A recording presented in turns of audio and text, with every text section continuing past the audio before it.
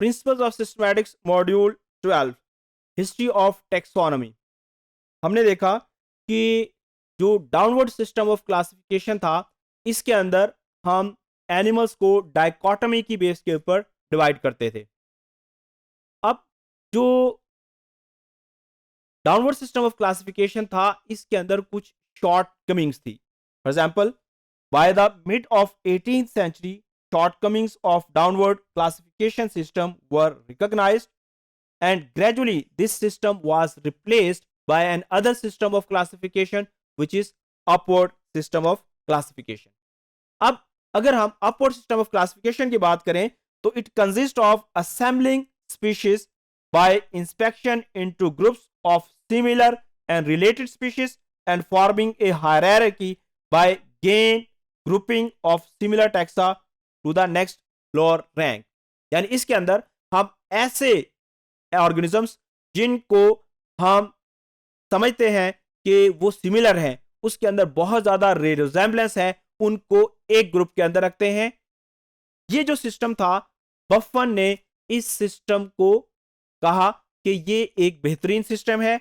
बफन in 1749 supported this system, क्योंकि इसके मुताबिक he said that the only way to design a method is to group together the things that resemble each other and separate the things that differ from each other. इसके मुताबिक ऐसे organisms जो कि एक दूसरे से बहुत ज्यादा रिजेंबल करते हैं, बहुत ज्यादा मैच करते हैं, उनको हमें एक ग्रुप के अंदर रखना चाहिए, और ऐसे ऑर्गेनिज्म जो कि एक दूसरे से मैच नहीं करते, उसको सेपरेट रखना चाहिए। तो बफन ने जो अपवर्ड सिस्टम ऑफ क्लासिफिकेशन था, उसके बारे में पोर्ट दी। इसी तरीके से जो एंडरसन था, इसने 1763 के अंदर applied this design for the classification of the plants, क्योंकि ये एक बॉटनिस्ट था। इसने अपवर्ड सिस्टम ऑफ क्लासिफिकेशन को एक्सेप्ट किया और इस सिस्टम को प्लांट की क्लासिफिकेशन के लिए इस्तेमाल किया। इसी तरीके से जो क्यूवियर था, इसने इसी सिस्टम को इस्तेमाल करते हुए जो ऑर्गेनिज्म थे, उनको 5 फाइला के अंदर डिवाइड किया। इसी तरीके से when Baer Owen divided all species into limited number of groups, each representing a distinct type. ये जो हर ग्रुप था, इसके अंदर जो मेंबर थे वो एक जैसे थे। तो इसने भी, ये जो रिसर्चर्स थे, इन्होंने भी अपवर्ड सिस्टम ऑफ क्लासिफिकेशन की बेस के ऊपर ऑर्गेनिजम्स को डिफरेंट ग्रुप्स के अंदर डिवाइड किया। अब मेजर डेवलपमेंट क्या हुई लीनियस और डार्विन के पीरियड के अंदर? पहली बात ये कि स्पेशलाइजेशन बिकेम मोर प्रोनाउंस, यानी जो ऑर्गेनिज्म बहुत ज्यादा रिजेंबल करते थे, उनको एक कैटेगरी के अंदर रखा गया। इसी तरीके से many authors identified birds, beetles and butterflies. इससे पहले इन ऑर्गेनिजम्स को प्रॉपरली आइडेंटिफाई नहीं किया गया था, लेकिन इस दौर के अंदर ये जो ऑर्गेनिजम्स थे, जिसके अंदर बर्ड्स शामिल थे, जिसके अंदर बटरफ्लाइज शामिल थी, जिसके अंदर बीटल्स शामिल थी, इनको प्रॉपर तरीके से आइडेंटिफाई किया गया। इसी तरीके से classification become more hierarchical and soon categories, families and phylum were added. पहले जो कैटेगरीज थे, फाइलम थे या फैमिलीज थे, ये प्रपोज नहीं किए गए थे, लेकिन इस दौर के अंदर इन तमाम चीजों के बारे में क्लियर कॉन्सेप्ट आया। इसी तरीके से जो फिलोसॉफिकल गाइडलाइन वर रिजेक्टेड।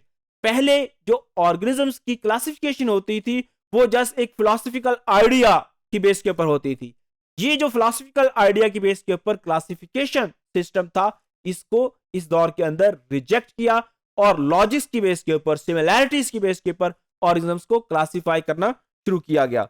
इसी तरीके से search for natural system was intensified, यानी ऐसा तरीका जो कि नेचुरल हो और जो मेजॉरिटी ऑफ ऑर्गेनिजम्स के ऊपर फिट आता हो, ऐसे सिस्टम की तलाश इसी दौर के अंदर शुरू हुई।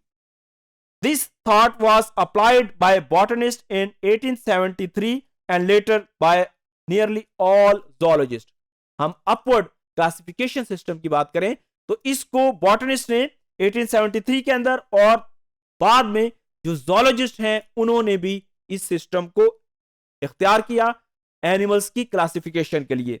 This shift from downward classification to upward classification was philosophical change, क्योंकि पहले जो है जो ऑर्गेनिजम्स को क्लासिफाई किया जा रहा था वो डाउनवर्ड यानी डाइकोटमी की बेस के ऊपर किया जा रहा था, लेकिन बाद में इस सिस्टम को चेंज करके upward system of classification start किया गया। Evolutionary thought was widespread in 18th century and Darwin believed in the fixity of species. लेकिन after observing natural fauna in Galapagos Island, he began to believe in the plasticity of the species. Darwin का यह ख्याल था कि एक जो species है वो फिक्स है, लेकिन जब इसने गैलापागोस आइलैंड के अंदर एनिमल्स की स्टडी की तो फिर ये इस नतीजे पे पहुंचा कि जो स्पीशीज के मेंबर हैं उनके अंदर प्लास्टिसिटी है, उनके अंदर वेरिएशंस मौजूद होती हैं। जब ये कंसेप्ट आया तो इसकी बेस के ऊपर एक और जो है जो पॉलीटिपिक स्पीशीज का कॉन्सेप्ट था वो भी आया कि एक जो स्पीशीज है उसके अंदर वेरिएशन हो सकती है, उसके जो मेंबर्स हैं वो मॉर्फोलॉजिकल बेसिस के ऊपर इन्वायरमेंटल कंडीशंस के अंदर डिफरेंसेस की बेस के ऊपर एक दूसरे से डिफर कर सकते हैं। तो ये जो मॉर्फोलॉजिकल बेसिस के ऊपर जो डिफरेंसेस है इसका हरगिज मतलब ये नहीं है कि ये डिफरेंट स्पीशीज हैं।